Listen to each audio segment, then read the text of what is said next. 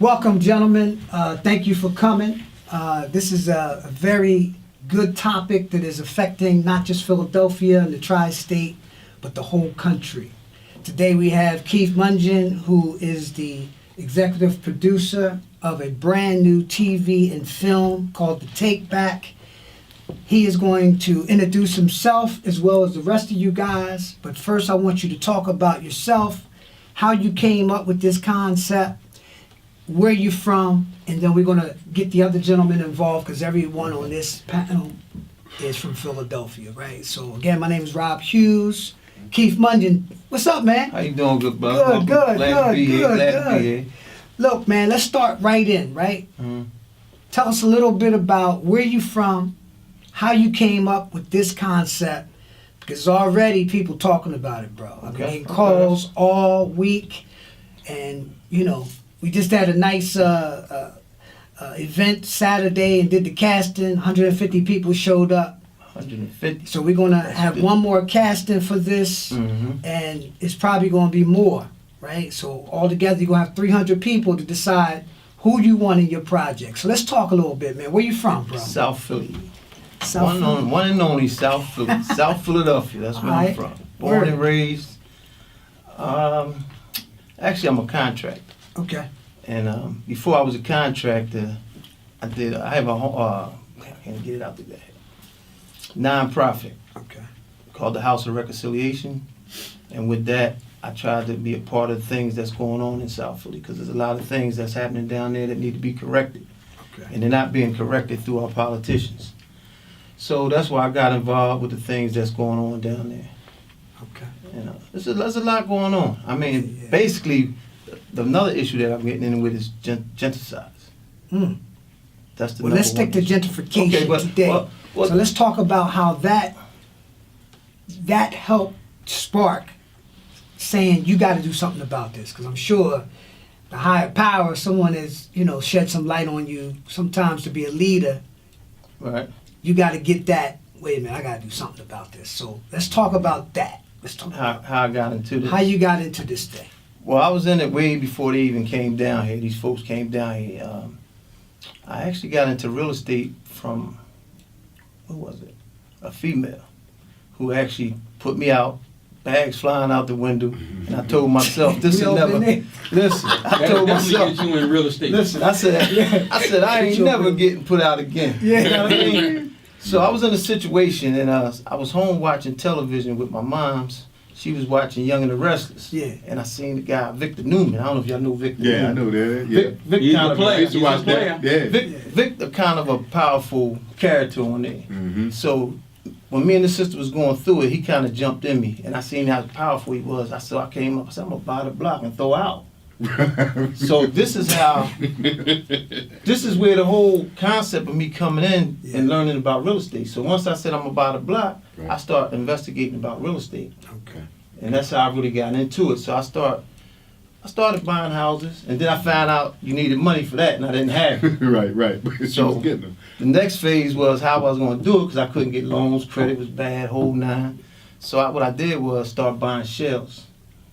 So with that, with the shells, I went to neighborhoods, got guys help me fix them up, Right on. and that's what that became from that. So that's why I got into this real estate thing. But then as time went on, other folks came down, started buying us out. Mm. And I don't know, my life is like a story. We all got a story to tell, Yeah, man. Sure. And this could Sure. be all night if I keep telling it. I'm trying to cut corners to get to the point. Yeah. But I also end up creating a talk show called Baby Mama Drama Child Support Court. And my idea with that was to try to teach moms and dads to get along for the kids' sake. And I had that on television as well. Okay. And I kind of walked away from the television whole scene for about 7 years until I start getting heavy into my contracting. So when I start getting heavy into the contracting, and these folks start coming down here building, and they was just pushing us out. So I had to come up with something. So that's how it happened. So is it hard to get these contracts with the government, with the city? I mean, The first thing you have to do is become minority certified. So with that being a minority certified, that means when these developers come into your town, into your city, they have to give you a part of it. You can get 20% of whatever they bid it for and stuff like that. That's the way it's supposed to be. But they still got a loophole for that too. So we still not getting a piece of the cake. So it's a hard thing to do in this business, man, especially with all the politics. Yeah. But anyway, our councilman down there introduced me to one of the developers. We met, we had a couple words. He said, Keith, I got some concrete for you. So I did the job, he liked what I done, and he kind of looked out for me. So I grew from that. Yeah. My first year, I made $300,000 messing with them. That's good money. So I was kind of like in a catch-22. Okay. So now my community looking at me like I'm helping these folks to put them out. Yeah. But I wasn't looking at it that way at first because this is my job. This is what I do. Right. So in terms of that, I seen they was upset. So I started trying to figure out a way, how can I change their thinking? Right. So what I did was went to a lot of churches, tried to get the pastors to come together. So they would, to show them how to be a part of it. How because church is powerful. Right, so how can we be a part of this thing? Right. That fell on deaf ears. Okay. So at that point, I said, I waited 6-7 months. None of them gave me no kind of response. God came to me and said, listen, put it on television. So I came up with the idea of putting it on television, and this way I can get our message across so that way our folks can be a part of this thing. Okay. And that's what my whole thing is teaching, because it's bigger than gentrification. Yeah. You got genocides too. Yeah. It all plays a part. Exactly. Yeah. There's a 2-piece, 3-part to this thing. It ain't just move us out. Yeah. They killing us. Yeah. So your main thing is not just putting on a great television show or doing a film. It's teaching America or all people what? I want to educate them how they can come and be a part of something. Create jobs for the youth. Bring this money back into the community, back into the neighborhoods. Okay. Get these young brothers off the corner. Because you ride by, we 8 and 9 deep on these corners, and they are nephews, our cousins, our children, and they just hanging around doing nothing. What your politicians should be doing is trying to get that money from somewhere to create these jobs and pull these young guys off the corner. And that's part of my plan. Okay. Now, you connected to any politicians? Because we all know Rob is really the black mayor of Philly. Right. So, well, connected? I'm the black mayor down South Philly, South Philly without the black title. mayor. Without the title. All right, You okay. know what I'm saying? So now you still connected to some of the politicians? Yeah, though? they all know me. Okay. Yeah, my name carry a little weight down there. They all know who I am. Okay. So we're gonna, now we're gonna talk to Rob a little bit because Rob, now you see what this project is all about. Tell us a little bit about your affiliation with the politicians. This kind of gentrification is happening in North Philly, and your experience and how it's touched you and your family and your friends so far. Well, I'm Robert Hayes from an organization called Minds of Men, a grassroots organization, and we started in 2006 when it was like 407 murders in Philadelphia. And as I did some more research in community meetings and so forth, we go to a lot of facilities, jails and so forth. I really started finding out that poverty is like a mindset, it's like a mentality, and once we are demasculated as a community, isolated and so forth, and we don't, notice the time you go around, you don't see no black businesses. So that's a big piece. Even though we have like $1 trillion, black people have $1 trillion income flow, we don't have any businesses. So we're like the constant consumer. Exactly. You understand what I'm saying? So your money flowing out your community is not flowing in. Right. So when people come to buy the property, you don't have a way to fight that because you don't have no money. And like you say, they don't give you no credit. You can't buy nothing. So we need to find ways to develop the community financially. So if you have a RCO, which is a registered community organization, that is what you use to negotiate with the developers as they come in. Regardless of what they say, they need your permission. See, the one thing we have that they don't have is we got the votes. Now, once you remove or use the gentrification to remove the voter base, their people come in, Philadelphia will never be, you won't be able to recognize Philadelphia in 25, 30 years. Right. So, that has to be the organizational piece. You did good by going to the churches, but you have to organize the people. We have to get them to learn to participate in local voting, because if the politicians can't do this without politicians. If the politicians don't represent us, then we vote them out. Right. Right. You got to hold them accountable. You got to put their feet to the fire. And I hate to say it, but it's Mr. Darryl Clark, and there's a few of them up in there, John. You know, you can't even contact them. So, but guess who can contact them? The developers. Exactly. You know what I mean? Direct lines. That's right. So I would just say we have to develop RCOs, registered community organizations. Once you start familiarize yourself with some lawyers, so you know the language, because you know if you don't do that, they're going to steamroll you. They're going to bulldoze you. You're going to bully you. And in order to come in your community, you have to negotiate. What do you need? Well, like you say, 20% of the jobs we need to get. We need to get some of these laborers. We need to put that money in our pockets. And there's other ways we can get money too to buy the property. And once you do have a property, turn it into a business, because America's about business. Right. You get all your tax breaks when you have a business. As an individual, the sucker pays the taxes. And they see Donald Trump and them laughing because we paying taxes. Exactly. And they don't pay taxes. Right. If you look up, you Google how many multi-billion-dollar businesses are not paying any taxes, like Amazon and all, don't pay no taxes. Wow. But when you get your check, half your check go to what? Yeah. To taxes. That's right. So that's what they doing with the money piece, because we don't have those financial conversations. We don't educate people. We don't, even in school, they done took it out. You don't know nothing about opening up a business. You don't know IRA accounts, no 401c, none of this stuff. They don't even tell you how to open up a 501c3. As long as they keep us financially illiterate, these things are going to happen.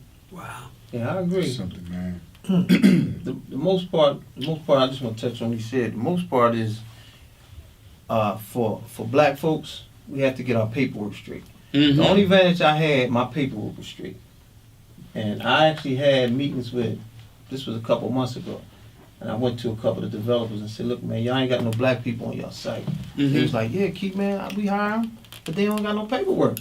They never got no Now paperwork. explain what you mean. As far as Paperwork yeah. is getting your license, Gotcha. getting registered with the city, Certifications, certifications, insurance. all your paperwork got to be straight. Gotcha. Because now you're moving to another level if you want to make some money. Yeah. Because I wouldn't have been able to make that money if I didn't have my paperwork. Wow. So even with me bringing, God bless him, Mr. George, my old head, we just lost him. Okay. And Mr. George was an old guy who runs around the community that was Oh, doing people's yeah, taxes. Mr. George with the, Yeah, he did taxes. Mhm. So I kind of pulled George in under me. Okay. So George that was my paper man. So I got George to do certifications, the paperwork. Wow. I found the jobs. I went and got the guys off the corner, creating jobs. But it wasn't enough because I couldn't keep them busy. I couldn't keep them that work site for like a month, 2 months. I could hire you for 3-4 days, Yeah. come back, because the politicians again wasn't looking out. Yeah. Mm-hmm. And this falls on the politicians. They gotta find a way to get some money and get these young folks off these corners, man, because we hurting and they dying. Yeah. Yeah. So So Bolo, let's talk to you about how it affects Southwest Philly. Have you seen any of these developers come in and? Oh, I definitely have. My name Bolo Harris. I'm Yeah. from Southwest Philly. I'm a co-host of a TV show about to be launched called Setting Captives Free. What we do is get the stories told of people that's coming out of prison that's been incarcerated for long periods of time, or short periods of time. You know what I mean? And then getting their stories about, you know, how they've been done wrong by the courts. Or, you know, not even done wrong, they just did a crime and came out and they're just telling their story.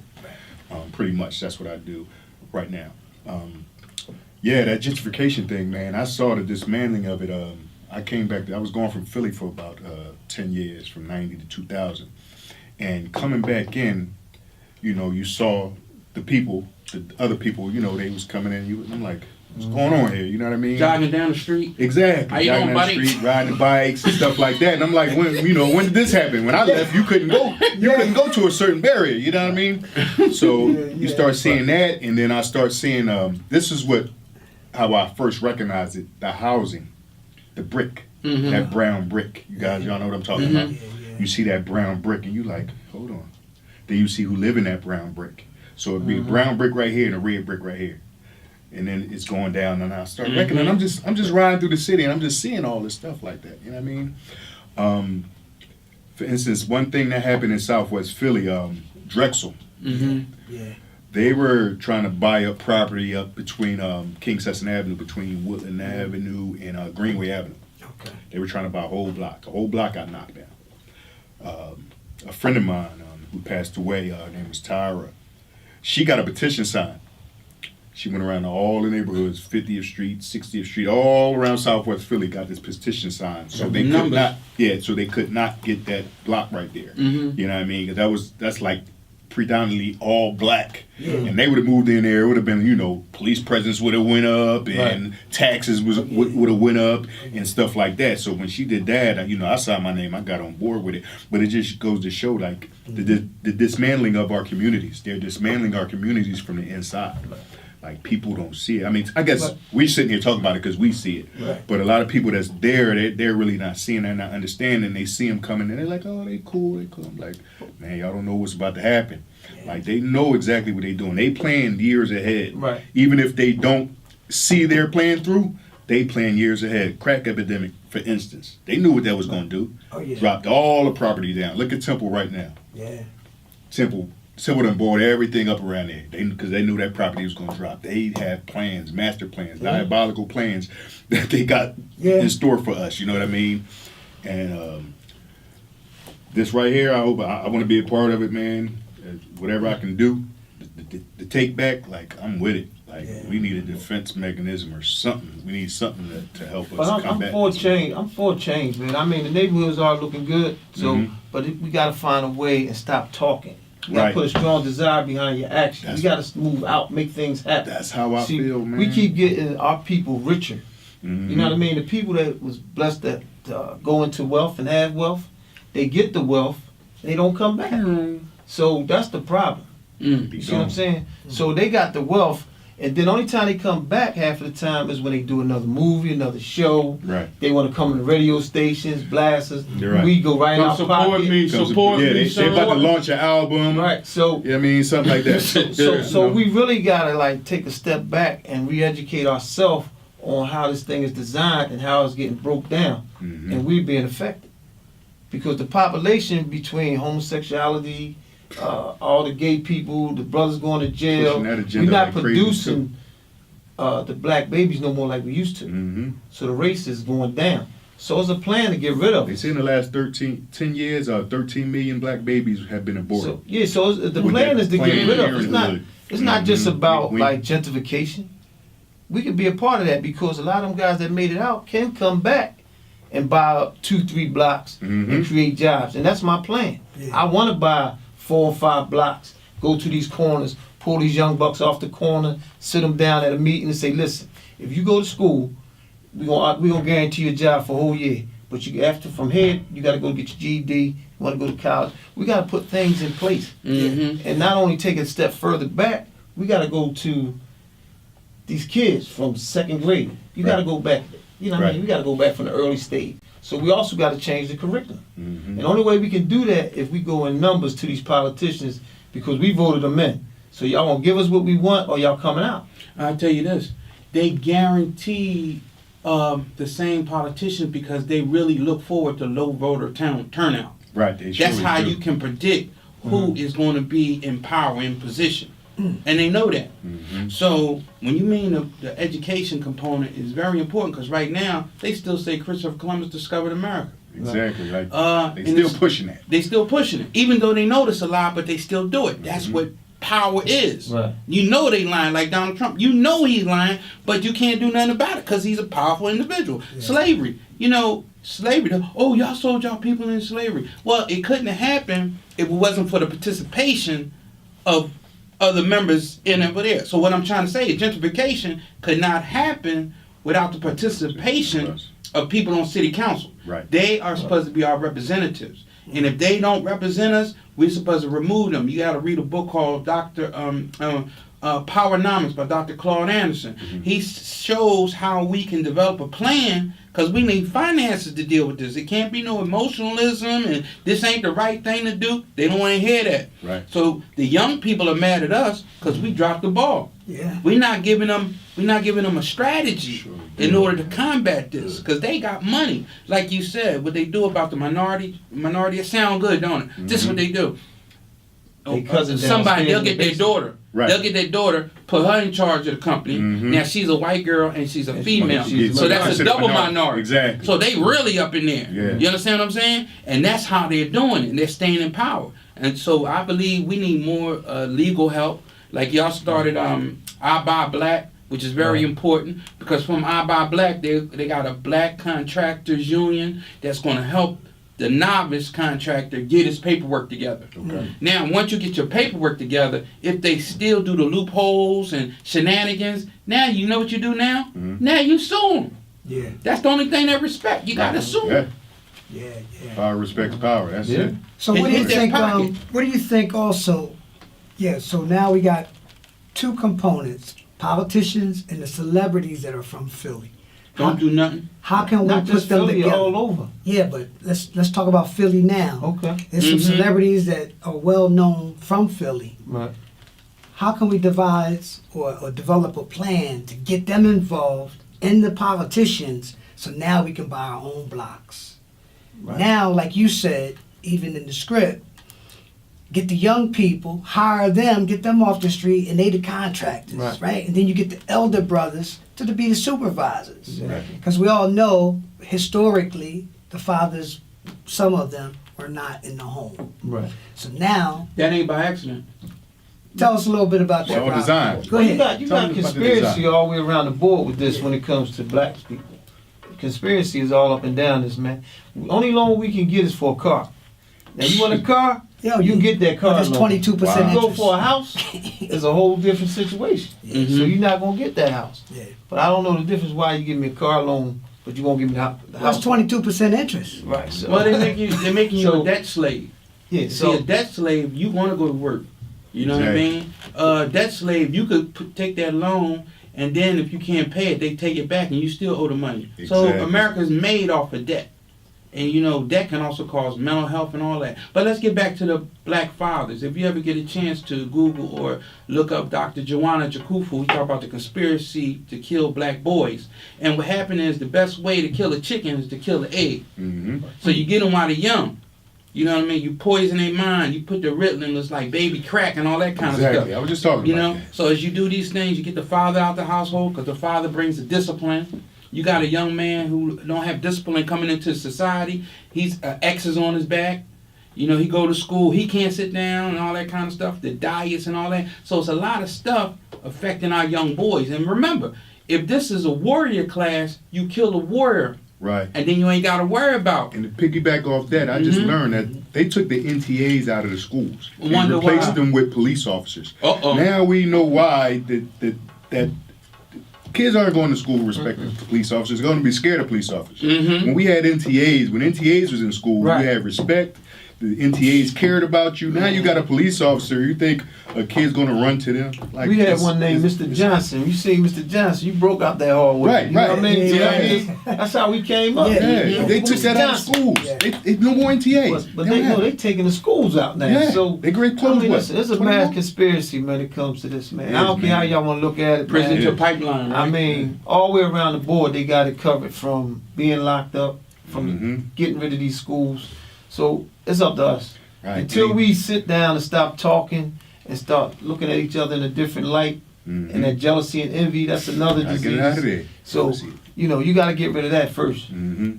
because it's lonely up top. And the only reason most time people lonely because people jealous. I see it all the time, the dismantling from, like you said, like the prison pipeline. Or take the fathers out. You know what I mean? Now no discipline, right?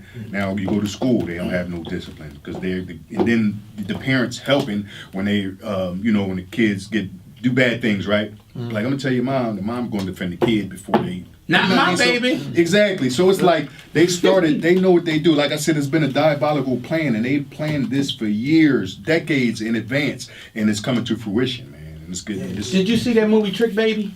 Trick Baby. Yeah, I Back read in that the book day? too. I read the book and I seen. Yeah. Guess what? All the way back then, they was thinking about and planning what they doing right now. Decades It's in called advance. social engineering. Exactly. And Decades. listen, in my man said this so eloquently. He said, if we not at the table, we on the menu. That's So deep. what do y'all feel about capitalism? I mean, Capitalism, America, you make capitalism, this is the richest country in the world. And the reason why a lot of us are not capitalizing or taking advantage of our situation is because they call us being poor. Poor just means people overlooking opportunity repeatedly. We're not learning the language of financing. We're not learning the language of voting and all that kind of stuff. So if you're ignorant, our people will die from what? Lack of vision, lack of knowledge.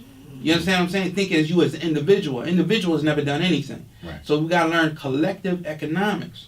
Capitalism is not a bad thing as long as you make it work for you. Right. We don't talk we as black men when we or family when we die, we don't leave our kids nothing. Right. And the Jewish kid died, guess what? His family leave him $1 million. Let me tell you. He on board. You know the poppy stores that we got in the hoods, right? You know, Yeah. do you know what they do? You know how they keep expanding?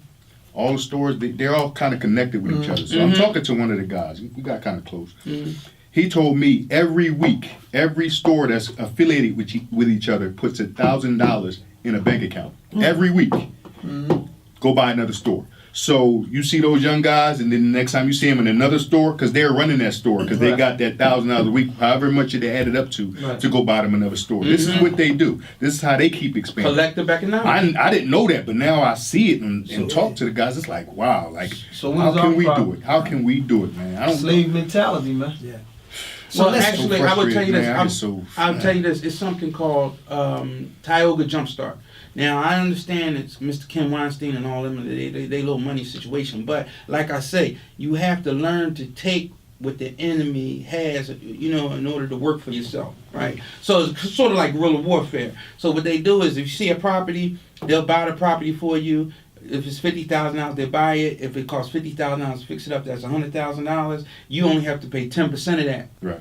And being as you in the program, they'll buy the property for you. I'm just and so once glad- they buy the property for you, I'll tell you this: you can sell or flip it, or you can keep it as a business. Right. I'm just saying that to give people some resources so you can get to the game. You can't get in the game and you ain't got no resources. Well, I'm glad I'm running into guys like y'all because I've been talking about this with my friends in the hood for so long. And I used to just get so frustrated because I come up with plans, right? Trying to implement a You plan, get a pat on trying to the start back. an organization. Exactly. And then I don't have all the resources to do it by myself. And I didn't know nobody. let me tell you I'm about meeting the you pedal. guys, So hold man. on, I'm meeting you gentlemen, guys, we got to man. wrap it up. Okay. We're gonna have another podcast because this is That a was a half really already? good. This is a good forum. Yeah, it goes. When Goes really fast. It do. Yeah, Are when we you do talking? this, it's educational. It's hot. So we're gonna bring it back. So let's end it up talking about the take back, Keith, and then what we'll do is we'll do another podcast with this because I like what this energy is good. It's educational even for myself. Let's end this podcast today about the take back. Okay. Tell people what you want them to know and what to look for in the next few weeks. You got 2 minutes. Okay. Well, the take back is going to be interesting. It's a true story basically. Okay. And in this true story, I want to bring forth all the things that we need to do to show the viewers how they can be a part of this gentrification and a part of this development. So once we come together and I show y'all the strategy that I put together, and I'm quite sure it's going to work. I know it's going to work because it came from upstairs. So God kind of gave you God-given a vision. Yeah. That's Oh, what's yeah. You up. see what I'm saying? We all believe So, in God, yeah. like you said, when he said you get a pat on the back, like you said, I had experience doing my talk show. I'm kind of familiar with the film industry, and now I'm into. I have 3 patents because of that. Them pats on the back. I knew God blessed me with big visions. I needed money to do what I need to do. Nobody's helping me, Mhm. so now I have 3 patents. Hopefully, God blessed them to come through, and I'm going to do what He put me to do. Oh, they will. It's done. So- That's what It's already look done, for. bro. You got that. That's It's done. Yeah. I love it. so it's already So ready. let's Let wrap me it just up. say, put God first in all Oh, things. definitely. That- God is yeah, first. exactly. Everybody that knows me, they know my saying or my tag is Right. God is good. So we definitely need God in our lives. I want to thank y'all for taking the time to come Appreciate you. down. Appreciate We you. will see you next week on Take Back 2. We're going to talk about this subject a little bit more. Thank you, brothers, man. Appreciate you for Everybody. having Glad me. to be here. All right. God bless. God You bless. think you lost, you lose.